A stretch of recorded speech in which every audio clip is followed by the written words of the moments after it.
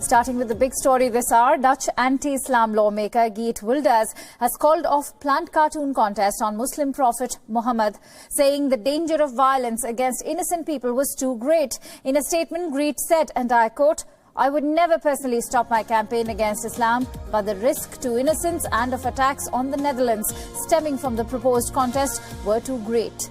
Earlier this week, Dutch police arrested a 26-year-old man suspected of threatening to attack Wilders over his plan.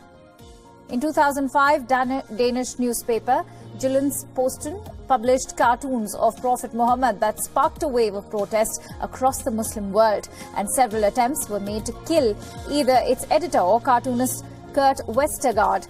10 years later, in 2015, a pair of Islamists stormed the offices of Charlie Hebdo magazine in Paris, known for publishing satirical cartoons of the Prophet, and killed 12 people.